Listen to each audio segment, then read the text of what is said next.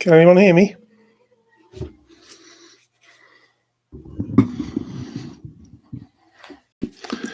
There's definitely people there. I can see you. Can you hear me okay?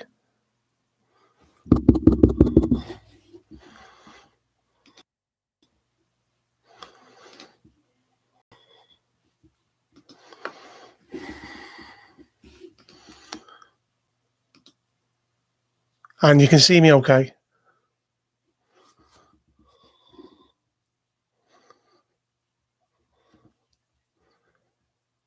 Okay, so you can hear me.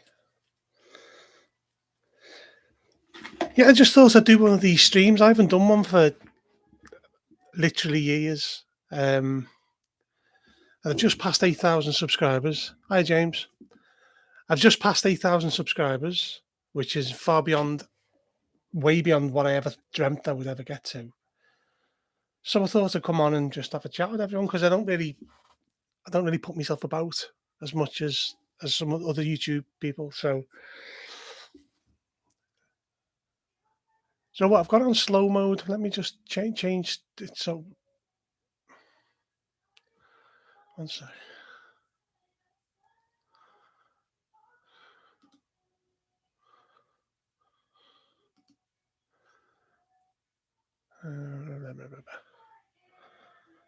Yeah, I'm crap at this, I really am.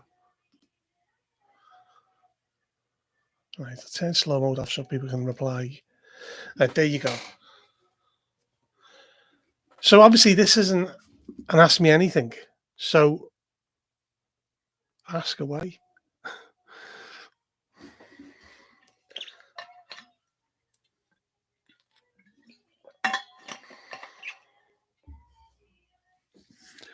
Well, I've got 8 people watching. Surely some of you have got a question or want to ask me about something.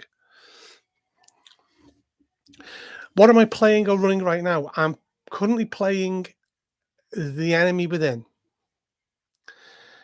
We are onto the second book. That's why I've paused my breakdown of it, because I thought it would be beneficial that I actually played it before doing the next parts. We're having an absolute blast playing that.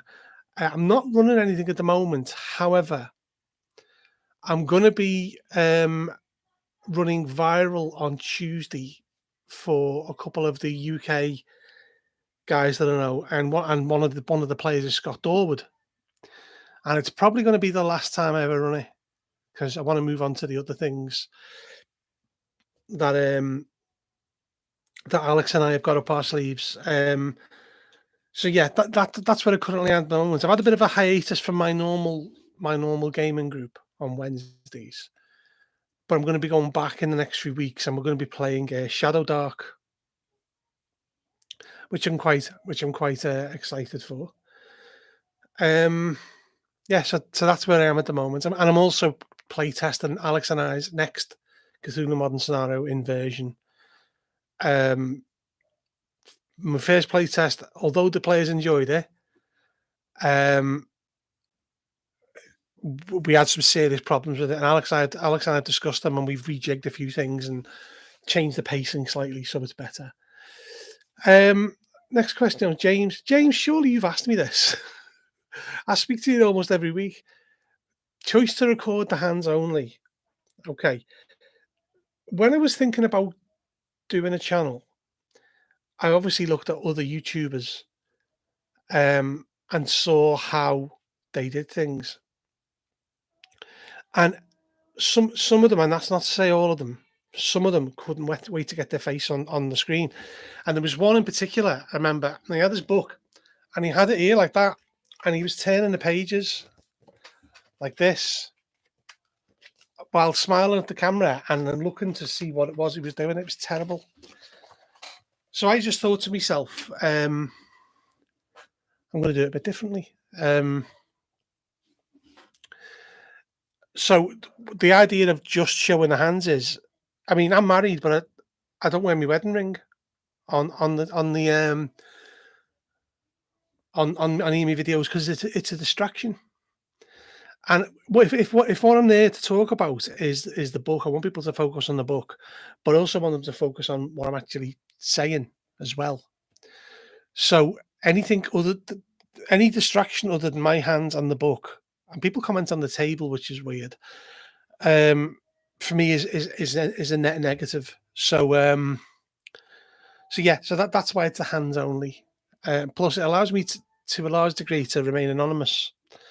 Although a couple of people in the chat, I mean, like Lee Williams. There, I mean, I've seen Lee loads of times, and James I've seen on the stream loads of times. So Lee's question: what made you want to get into reviewing in the first place? It was a. I'm going to be completely honest here. I thought I might be able to get some free stuff, and the first first thing I ever received was Rick Maintz sent me a copy of what was it? The Sea Cave, the RuneQuest scenario. I had 18 subscribers at that point, and I was overjoyed. Chaosium had sent me something, and it was quite good. And I gave it a good sort of read through and all. And I was initially to just get some free stuff out of it, make a bit of money on the side, maybe get a couple of 100 subscribers. I'll be happy. And now I'm just like, please don't send me any more stuff. I've got so much stuff that I need to read that people have sent me.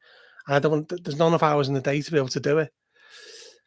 And also, as I say, it was a way of I've come a long way since then. I definitely have, yeah. And also, it was a way of reinforcing my memory of the games, because as some people who know me know, I had undiagnosed sleep apnea, and it was giving me memory loss. So once I started treatment for that, my memory started returning. I was forgetting everything. I was forgetting. And so doing the reviews, and I mean, them first few were terrible. The quality is just so bad on them. But I think I probably set my stall out really, really early, because the first book I ever did was the Delta Green Agent's Handbook, and now that's kind of what I'm known for, which is fine. I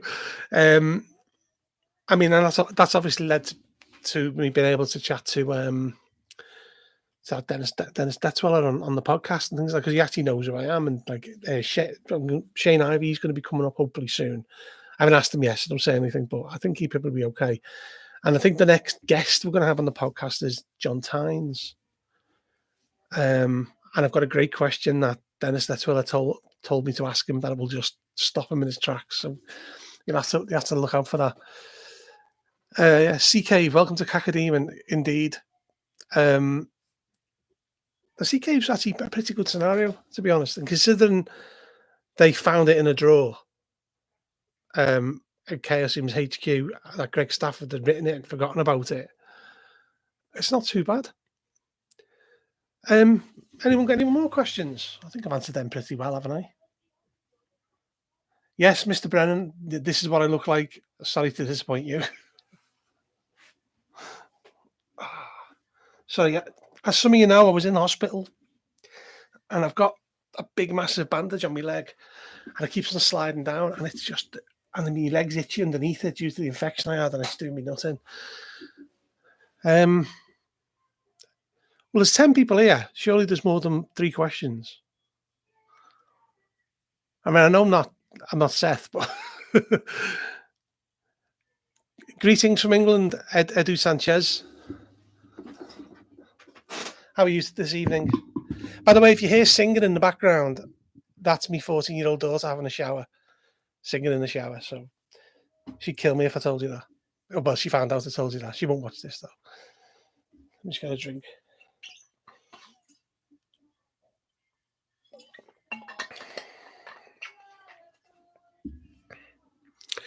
What's your favourite role-playing game? Warhammer Fantasy Roleplay. Contrary to popular belief, it's not Delta Green, it's not RuneQuest, it's not Call of Cthulhu, it's Warhammer. There's many reasons for that. The main one being it's such an English game. It has very English sensibilities. It was the first role-playing game I ever bought with my own money.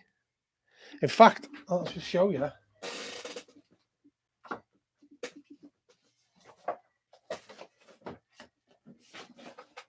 There's the actual book that I bought with my own money. It's held together by tape and goodwill. And I was, when did I buy that? 88. So it's an old book, but it's back in the days when books were made to last, and it's still okay. So Warhammer, and I was overjoyed to find out. That Cubicle 7 have extended their deal with Games Workshop to carry on doing Warhammer. That's made me very happy. Isolation disorder. Hey, bud, please consider more RuneQuest content. Beware of Ralzakok. But Ralzakok's illuminated. So potentially he might not harm you. I do intend to do more RuneQuest. The problem with RuneQuest, it's heavy duty. People who are members of the channel, I think there's the first 4 parts of 6 seasons in Sartar. And I'm hoping to meet up with Andrew Montgomery at Gen Con next year because he said he's going. So I might have a few questions for him.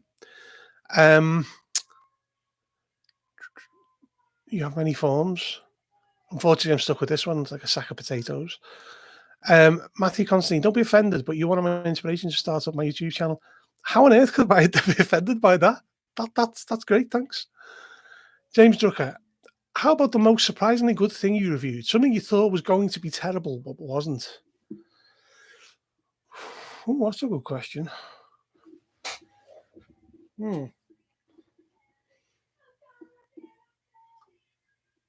Yeah, okay. So I thought Troll Gods was going to be terrible for RuneQuest because the art is essentially treason. It's the worst art ever. But the writing is so good on it because it's Greg Stafford and Sandy Peterson. It shines through. I thought it was going to be really bad, but it really wasn't. It was fantastic. August, what did I miss? Did I confess to a crime yet? How'd you ban someone from a stream? Oh yeah, I can put you in timeout, Scott. You want to push your luck? Yay, what fancy roleplay? Although Lee, it's unforgivable that you put WHFRP because it's called Warhammer Fantasy Roleplay. WFRP. It's 4 words, so it's WFRP. Warhammer is 1 word. The CK was very good scenario for its era. It is. It just shows us the strength of Greg Stafford's writing. Sonny from Hong Kong. Hi. Nice to meet you. Hi, nice to meet you, Sonny. Although obviously I'm not meeting you. Dave Hodgson. Woofrup was my first game. Love the 4th edition. To be honest, I've only really started dipping into 4th edition in recent times.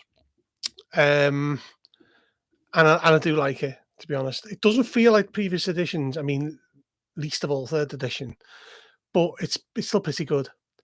Craig C, I see a couple of Cthulhu big campaigns in the back. Do you have a preference type between running Master Analysis or Horror on the Express? But I can't decide. Well, having been someone who's played and done like how many parts was Masks? 12 parts. I did a big breakdown of it. The benefits I could see with doing Masks is you can do it pulp. I think it'd be a good pulp campaign rather than necessarily just a classic campaign. I've actually not read Horror in the Orient Express because every time I pick it up, it looks so intimidating that I just can't. A good campaign, if you can get your hands on it, is where is it?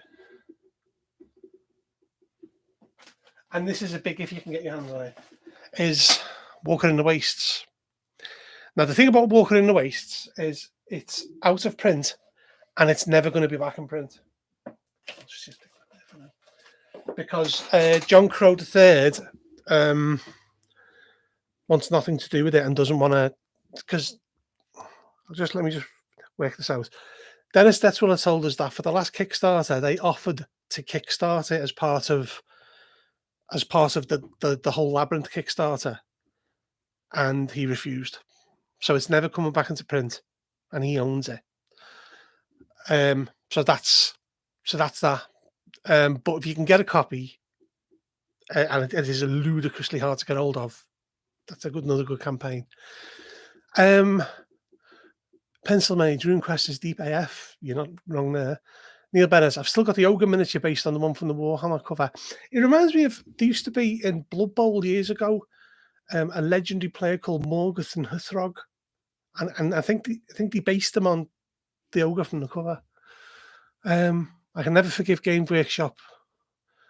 Did two white dwarfs. Yeah, I know what you mean. Yeah. Well, it worked for them, didn't it? They're now like a Fortune 500 company or something. I always thought White Dwarf was better before it was just Games Workshop products. Same with the shops. Yeah, I did as well. Keith, congratulations on 8K. No doubt it'll go down during the stream. It went up to 8,005, then dropped back down to 7,999, but I just kept my mouth shut. Orcus, don't boot me. I'm only on it for a minute. We are finally recording an episode of the Titter Pigs again in a couple of minutes. Are the stars aligned, Scott? It's Kevin, yeah. Vulture, hello at all. Hello, Vulture. And it's Steve, yeah. Matthew Constantine, I'm really hoping to run masks, but I haven't been able to assemble a group willing to sign on for yet. Maybe one day. Well, keep on plugging away, and if you advertised out there that you wanted to run masks, I guarantee you get players. Guarantee you, because it's a campaign people want to play. It's like there's a number of campaigns people really want to play. Masks, Horror in Orient Express, Impossible Landscapes, Night Below.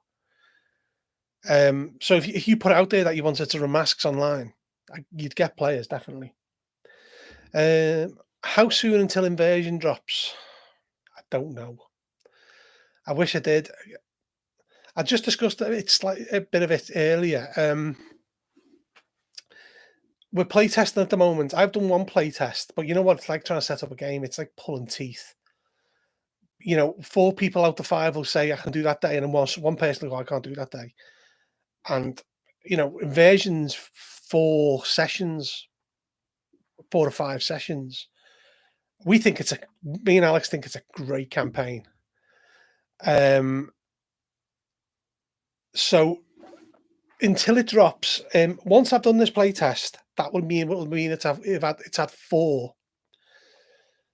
Then there's the final playtest where we're going to take all the lessons we've learned from the first 4.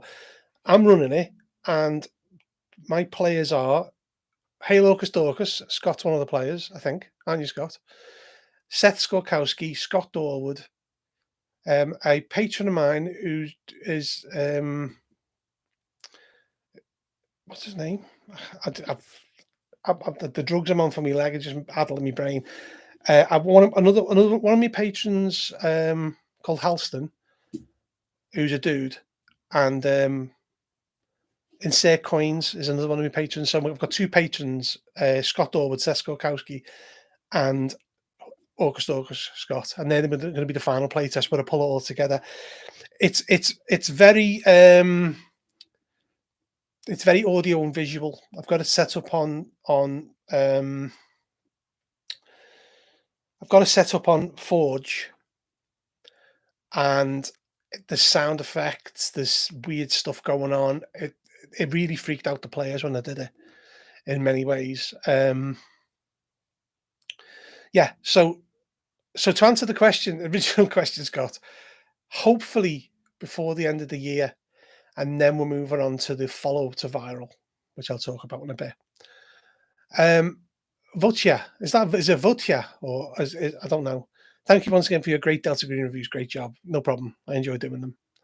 Isolating Disorder. I'm in the midst of Impossible Landscapes because of your vids on the video series on it. It's a masterpiece. Thanks. Yeah. We played it My players were Pookie. A lot of you probably know Pookie.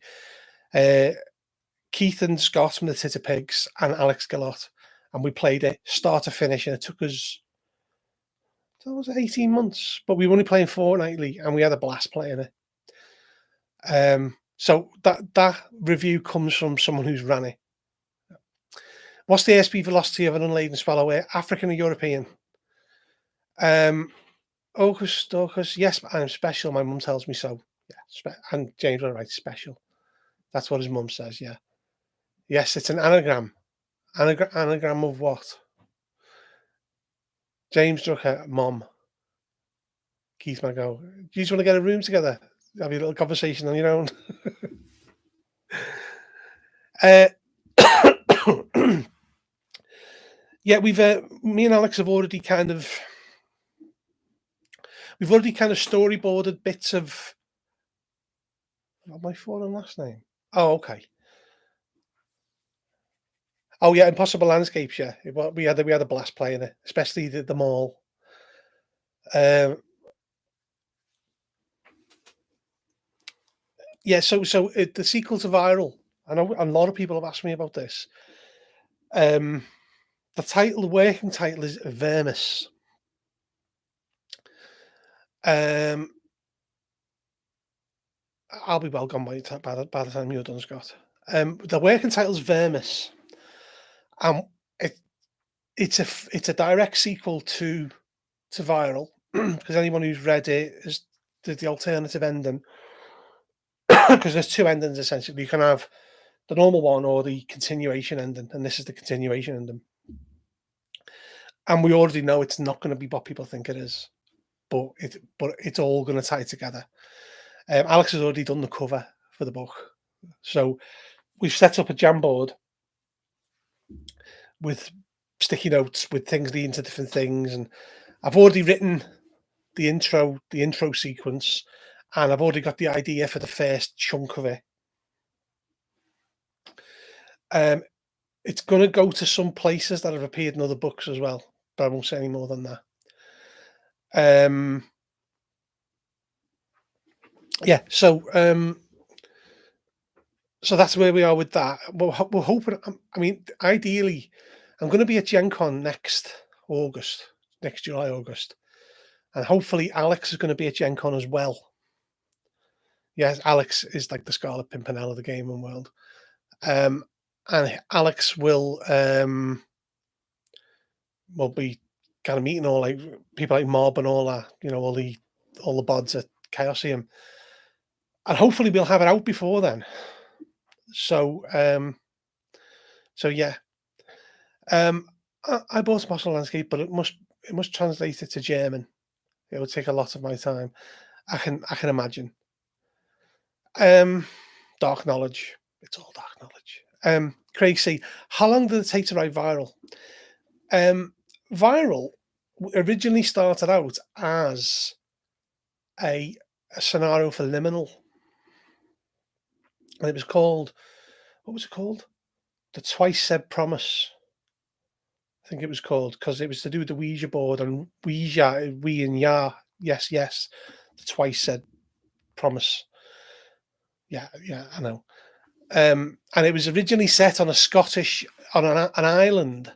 It was still the Spectral Crew, and it was originally set on an island in the middle of a lake in Scotland, where there used to be like a kind of tall castle-y mansion kind of thing that was meant to be haunted, and it was about the crew going there. And in the original Liminal scenario, because if you've played Liminal before, you know that it's all to do with the Fae and things like that. And it was a Scottish Fae that was on the island. It wasn't a ghost.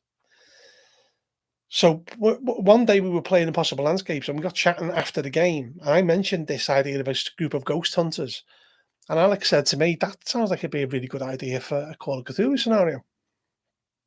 So I said, "Yeah, it could be, couldn't it?" And so Alex said, "Do you want to work together?" Because I know obviously Alex has done all the Carrier Blood and the Pipeline and things like that. He said, "Do you want to knock our heads together and work on something together?" And I said, "Yeah, absolutely." So then we started writing it. We started it. I think it was autumn. I think it took us about 6 or 7 months to write. I already had all of the pre-gens written. The only change was, I think, was Enoch Eakins. In it in my in the original liminal version, he wasn't an Amish, but we changed that for that. So I had large swathes of it, kind of written in the idea. And the initial thing is it can't be set in like Arkham or Dunwich or somewhere. It has to be set somewhere which takes the players out of the comfort zone. And it was originally my original inspiration was the series Ghost Adventures. An episode on Paveglia. Has anyone ever heard of Paveglia Island? It's off the coast of Venice, and it was known as the Lepers Island. And it's a big island off the coast, and they used to put all the lepers there. Half of the island that's got plants growing on it is ash from people who were burned to stop the spread of the plague. And it's haunted to death. This place. It was originally somewhere to put all the lepers and all the plague victims, and then they built an asylum on the island, and the head of the asylum killed himself. It's an awful place, and the idea was, I thought, well, moving it to somewhere outside of America or Britain or whatever, yeah, and putting it somewhere a bit different, so that we had the idea of having Isola de Malamente, which the translation of Isola de Malamente, according to the Italian guy we got to check all the Italian for us, is the island of bad thoughts. Malamente means bad mental condition. And the idea of the local town being called Perla, it's pearl. It's the Italian word for pearl. And the idea being this little beautiful place on the coast, but it's got this island just off the shore. So I think all in, it took us about 6 or 7 months to get it right, and we were sick of it by the end of it. We were absolutely sick of it. Pookie edited it for us, and then we when we released it, I gave all of my patrons a PDF, and I think most of the top patrons, I sent to them a hardback as well when we got it in hardback, and it just took off. And because I had Seth playing it, he did the review of it. We hit gold in a day after he'd done it. We sold about, I think in that week we sold 300 copies.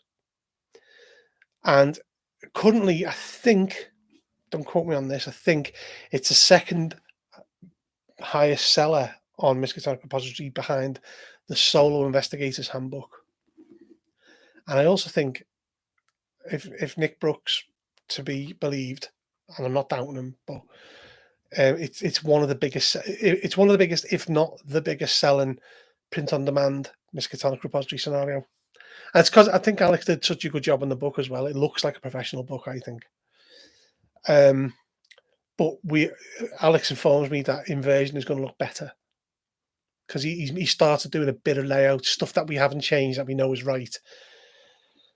He's done all the art, and the layout's going to be kind of two things. I got my copy. Yeah, I saw your unboxing, Matthew, on your channel. I think it looks it's a nice looking book. I do have a copy, obviously, but I do believe, I think there's only 2 copies of it that aren't unredacted, and one of them I gave to Tristan, who's a friend of mine who's he lives in Japan. And he came over to come meet us, and he met up with me and Pookie and old Scouser role playing Neil. And I brought him the copy that I had, and it was the non-unredacted version. And I gave it to him, and I think he's got the only copy. Other than, I know someone printed it out on Lulu. the only kind of official copy of that exists that's not the unredacted version. Hi, Love Fist. How are you? Any questions beyond? Well, ask me whatever you want. I'll answer anything. I'm just going to sit here now until you ask me questions. The live stream I did a couple of years ago was downstairs. In that meantime, we've had a loft extension, and this is my daughter's old bedroom, my youngest daughter, and this is my office. I've got an actual, I'll show you, all my shelves full of books and stuff, and if you go up, it's all the way up there as well. So yeah. Any tips for new writers? I'm taking a bash at writing a Gaslight scenario. Taking way longer than expected, and it looks like it's turning into a mini campaign when it's supposed to be a one shot. If you think it can be a campaign, split it up and do it as a campaign. Tips for new writers. What I would say, and I've said this on other streams, play test it to death, because you'll be thankful of it, because there's nothing worse than a scenario that you can clearly see hasn't been play tested. I play tested Viral 5 times, and Alex did it about 3 or 4. And there were certain things players did that we wrote into the characters, and certain pacings we changed. And it only, all it did was benefit the book. It benefited everything.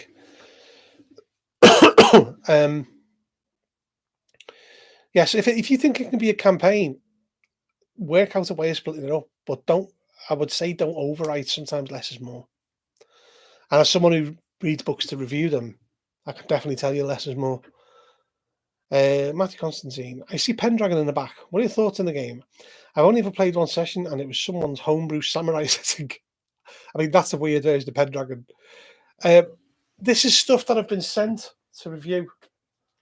It's only the starter set. I've got this is stuff that's coming up. I've got that, which is the Dog Walker, and the Arkham Investigator's Wallet. H. Pillowcraft Historical Society sent me that. I'm nearly done with the Lightbringers, and I'm making a start on the Earth Goddesses. And that's courtesy of Chaosium. They sent me that, and I've got the starter set, the Pendragon starter set to review. I've never played Pendragon. That's my confession. And we tried to bully Keith into running it, and he was having none of it. Even though he said it was his favourite game, he really didn't. He didn't want to play run it. So, okay, it was one of those. You don't want to do that.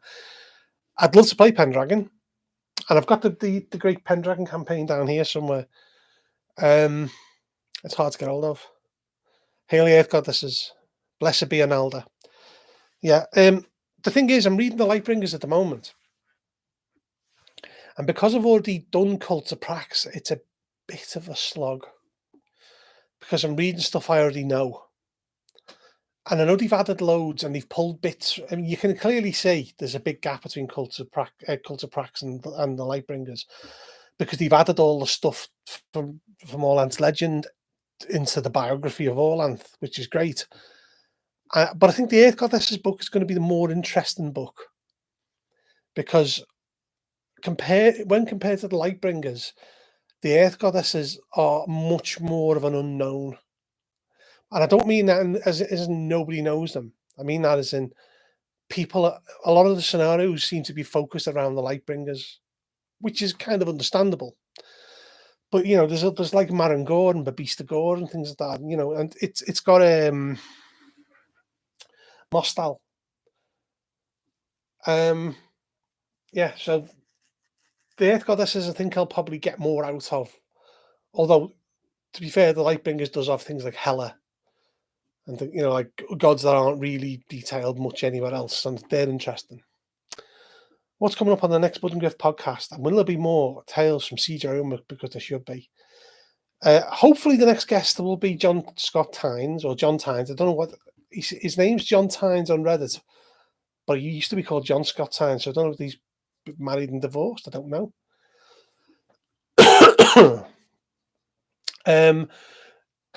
Me and Griff are meant to be recording tonight I was going to wait till tomorrow to do this, but Griff's got COVID at the moment, unfortunately, and he's got it bad. He's got all the symptoms. So I said, let's just not do it tonight, and I'll do this tonight. Um, we were just going to have a chat because we haven't chatted in ages, and Griff's such a funny guy. The chats always end up weird. Anyone who's heard the podcast will testify. So we were just going to have a chat. We've got lots of little things to talk about, and then the focus is then is just John Tynes. With regarding more CJ Roma, well, that's interesting actually because it wasn't included on the podcast, but because I cut it all out, Griff went on to tell CJ about the house he lives in. I mean, if you've listened to the podcast, you know Griff's house is haunted. And CJ offered to take us to the most haunted place he's ever been to. And in the podcast part 2, he let slip the name, and I bleeped it because he said he would rather not let the name out there so people don't go there. He said because it's genuinely terrifying, and he said, and there are certain things that happen every time you go. So the plan is that CJ is going to take me and Griff and Sue Savage. A lot of the UK gamers will know Sue Savage. She wrote one of the scenarios in the new Liminal scenario book, and she's a member of the organisation ASAP, which is the organisation that CJ is the chairman of.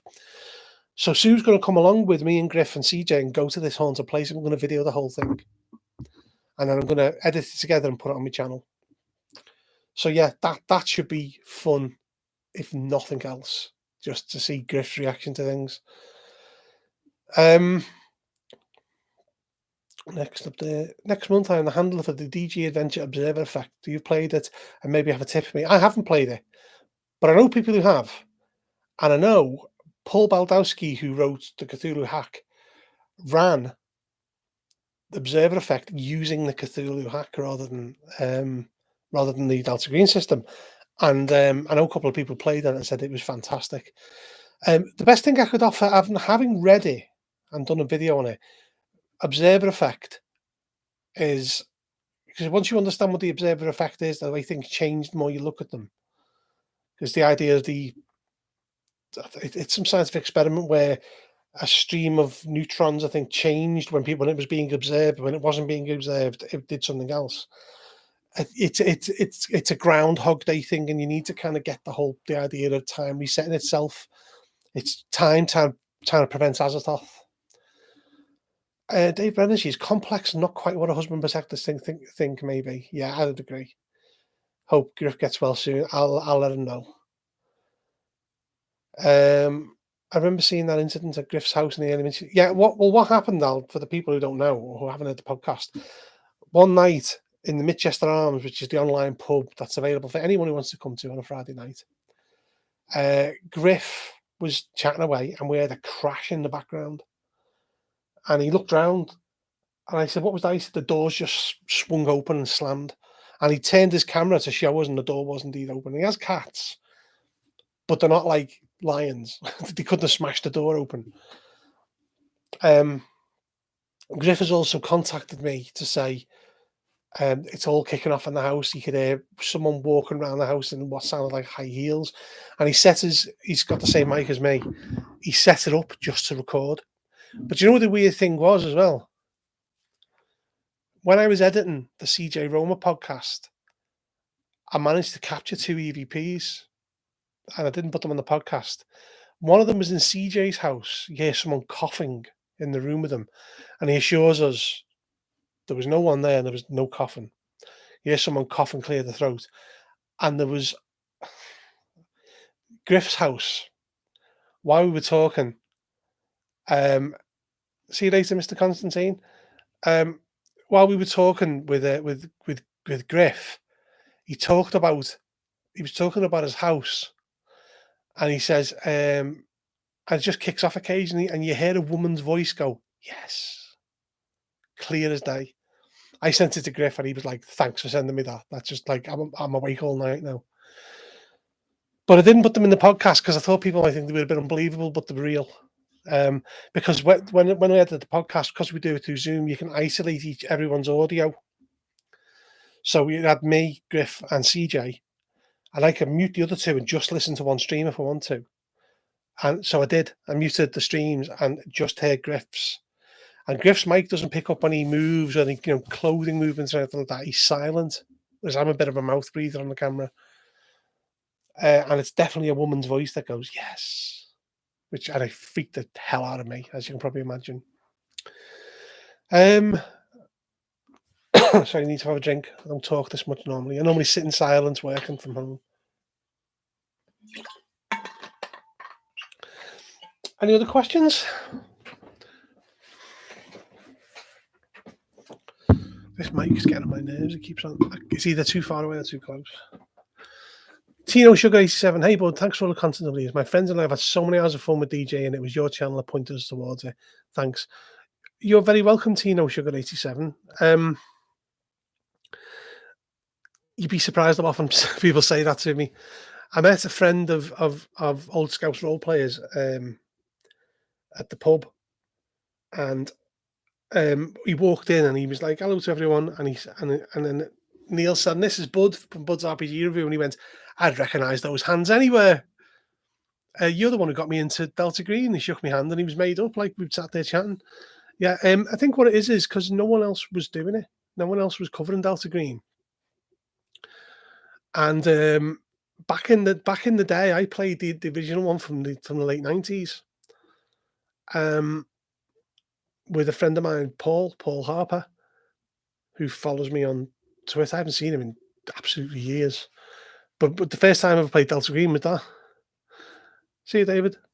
And it was always when I read Countdown, Delta Green Countdown, I remember thinking, this is the best role-playing book I've ever read. It's incredible. Because you had the Karateka and the Fate, and it was just fantastic. And then when the Kickstarter went live, to be fair, Dave Hodgson, it is a bit like the Laundry Files, but I mean, when was the Laundry Files written? The guy who wrote the Laundry Files said he wasn't aware of Delta Green, so I suppose just on those happy accidents, isn't it? I don't know how much. I mean, the thing is that the Arc Dream guys have got a Call of Cthulhu background.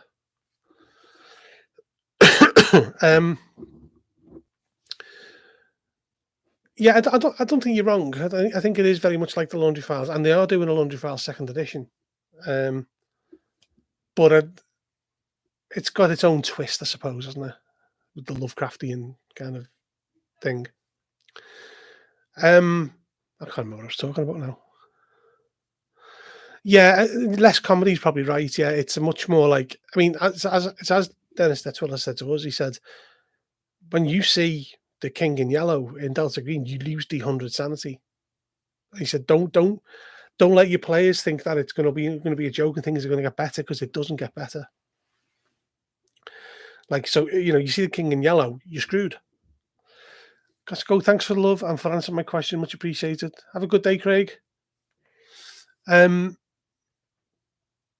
Yeah, so that's your expectations for Delta Green are probably different than they are for the Laundry Files, because the Laundry Files is funnier. That's not to say there are any funny bits in Delta Green. I thought some of the demons in Impossible Landscapes were funny. It freaked my players out something wicked when they went to find the demon who could tell them where anyone was, and it was like a little 6-year-old girl playing in the street. That freaked them out a bit, and they found that hilarious. Yeah, I mean, I might ask Shane Ivey about that. You were saying about a geezer recognise your hands and thanking you. Yeah, that was that was a friend of Old Scouser Role Playing. If you don't know Old Scouser Role Playing, just go on Twitter. He's one of the big kind of UK gamers proponents. Yeah, and then weirdly, I bumped into him at the UK Games Expo a couple of months later, and he was just as like I don't want to say starstruck, but he was really like, "Scott, can you hear the dog bark in the background? We've got a stupid bloody beagle cross, and all she does is bark." Um, yeah, so I bumped into him at the expo as well.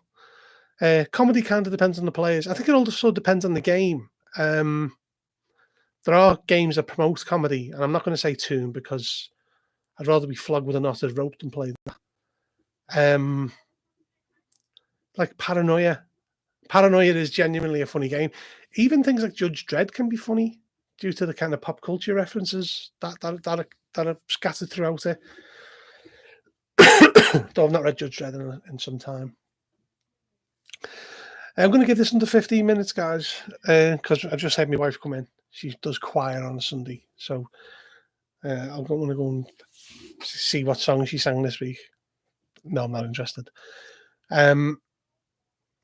Yes, I mean, comedy games is an interesting one because I think it depends on the game and it depends on the frame of mind of the players as well. Because you've got to have players that are willing to play the comedy, and if you get someone in the wrong mood, it's never going to work. Saying that, paranoia tends to bring out the funny in people. Also, finding out people have got a genuine phobia for something and then just haranguing them to death about it. And I don't get me wrong, I'm not like no one's crying here, but we found out one of our players when we played Mutants and Masterminds. He had a genuine fear of monkeys with guns, and lo and behold, the next world that we went to in this multiverse game was a world populated by monkeys with guns, and it genuinely he was freaked out about it. He was laughed about it. Like he's like, I know it's irrational, you know. I'm writing a Call of Cthulhu now. It's a horror comedy. It's a little nerve wracking. Why does it have to be a comedy? Why can't you just write a horror scenario? Too much feng shui. Yeah, that's a game I've never played. And Guy Milner, who's one of the guys who runs a lot on the UK scene, Burn After Running, he is on social media. He said loads of times he's run feng shui second edition lots. And he said, next time you want to play, just give me a shout and I'll have a game. But every time every time there's a convention, um, I never managed to get on this game. It always gets taken up instantly. Cinematic reasons, and emulating a cinematic style. I mean, okay. If you can get it to work, that's fine. If you can't get it to work, it's going to fall on its face, though, isn't it? And you've got to have the buy-in. You've got to have the buy-in by the players. Yeah. Uh, yeah, that is the trick. That's heat trick. Yeah. I wish I could show you. I've got some art. I'm not even sure how you can do it here. I would like to show you the cover of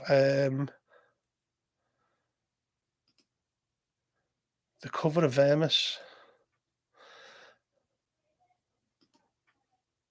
Sorry, I've just actually hidden one of your messages by accident, James. Even though you put shut it.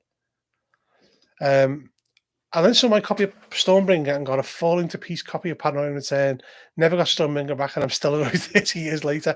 I'm going to assume it was the Games Workshop Stormbringer, because that was the one that was renowned for falling to bits. Yeah, it was. Yeah. The thing is, Stormbringers has multiple editions, but same way Paranoia has. No one seems to be able to decide what's best for Stormbringer, I don't think, because Moorcock has been very vocal about it, the fact that he didn't like Chaos Inversion. But that Black Sword hack's meant to be very good. And this is an example of Griff here. He bought the French version. And I said, it's in French now. And he said, oh yeah, I've learned French. He actually sat and learned how to read French so he could read the book. He does have a double doctorate though in mathematics and artificial intelligence, so he's a smart guy. He can do these kind of things. Yeah, so I think it got an English release as well, though. I could be wrong, but I think it did. Um, so yeah, I'll tell you what videos are coming up.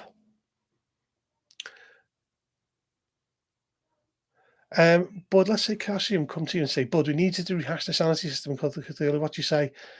No thanks. um, it's a minefield. Sanity is a minefield. You risk offending people by minimalizing it.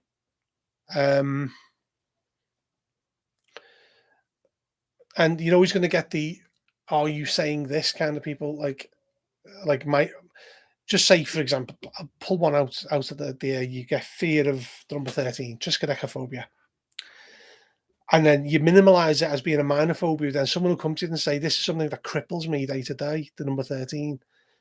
You risk minimizing people's phobias, which are very real to them. Like my phobia is very specific. Mine is crashing in an airplane into the ocean. I can't think of anything more terrifying. Every time I fly, I've got to kind of remove my brain and put it in a jar somewhere so that I think I'm not flying. Um, and it all stems from a couple of years ago. Me and my wife went to Italy, and on the way back we hit turbulence that was so bad it sounded like someone was smashing the plane with sledgehammers.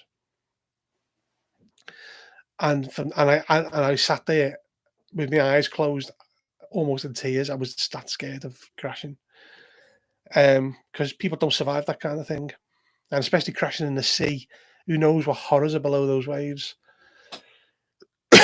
So yeah, so for someone to go, well, that's not really a phobia, fear of the dark's more scary than that. You risk minimalizing people's fears, which is not good. So I wouldn't want to be the one to do that. Yes. So as there's no more questions, I'll just tell you what's coming up then. See, there's only 8 people here now. The next video is going to be hopefully the Lightbringers. Then I'm going to do I was going to do one for 8,000 subscribers, but I ended up in hospital. As if you've seen me Twitter or me Blue Sky, you'll see I was in hospital for a week, and then I've been recovering the last week, and my head's been just I'm on drugs that leave me head just like I can't focus properly. So I've not. I mean, while I was in hospital, I didn't read a word, and I really wanted to. I took the Lightbringers and the Earth Goddesses in with me and didn't read a word. So the next is going to be what I try and do is I try and do one for channel supporters, Patreon and YouTube. It's only about £1 a month, and you get all that stuff ad free. And on for my Patreon, my patrons and YouTube supporters, things like the Impossible Landscapes is a single 6.5 hour video with bookmarked, no adverts. So it's worth it if you need to refer to it. Plus, it helps me out because I want to go to Gen Con next year, so I'm kind of hoping more people join the channel. I try to do the way I've been doing recently is I've been doing a lot of lore videos for Delta Green because they've been holding me interest. But I'm going to move away from Delta Green. I'm going to do a lore video on the Skaven for Warhammer because I find them fascinating. I'm going to do the Lightbringers, the Investigator's Wallet, and then I'm probably going to do part 3 of the Labyrinth, which is Agent Renko. Then I might do the next part of what's it called? 6 Seasons in Sartar. Pendragons to come. I want to try and do a retro review somewhere along the line. And more the lore videos. I mean, to show you the comparison. For the lore videos, give me a sec. So my last review was Icon for Merkborg, and that's had so far about 1,000 odd views, I think. Um, Icon, 1,100 views. And then you compare it to the Bud Explains the Origins of Delta Green, that's at 6,500 views. So the lore videos seem to be what people like, and I enjoy doing them. I like doing the research and referring to multiple books. And I think for something as interesting as the Skaven, it helped people because talking about the main like 5 clans. It's not 4, it's 5. Yeah, it is because the Grey Seers count as one. And I like doing the breakdowns of campaigns, obviously because I've built my channel on it. So I'm going to do a couple of reviews. I want to get the stuff Chaosium have sent me to review, so they continue to send me stuff because it's expensive. So the next couple of Chaosium things are going to be the 2 Gods books. I'm not doing the Prosopedia. I'm going to wait till last, and I'll explain why when that comes around. And the Pendragon starter set. And I've been sent a stack of stuff. I mean, see this pile here? That's stuff I've been sent, and that's not even all of it. There's stuff there. There's stuff up the top there. I've got stuff coming out of my ears to review. And I find it hard to say no to people when they're so nice and they ask. And, it takes a lot to ask someone to do something. Yeah. So I've got some interesting things. If people would like to see the review pile, I have this thing called Adventurous, which is it's an old school system with a dice pool. And the guy's a Swedish writer, and he sent me that, and he was really nice about it. So I said, yeah, I have Troika 2nd edition, the Big Squirm, which is Troika, and Slow State of Plankton Downs, which is Troika. Probably may not do the adventures, but I will do Troika. I've got this Baphomet's Son, which is by this Viennese Gazer press. It's written for Lamentations of the Flame Princess, but it will probably fit like things like Old School Essentials and that as well. I have Hull Breach, the mothership thing, and that, which is part of that. I've already told the guy who sent it to me. I haven't received the mothership Kickstarter yet, so I want to receive that before I review it. And he seems to be okay with that. And I have Dragonbane. Free League sent me that. And I've also got Death in Space. So the Merkborg in Space. I do like doing the Merkborg stuff. So that's all stuff that's upcoming. I really need to get back into the reading and writing stuff. And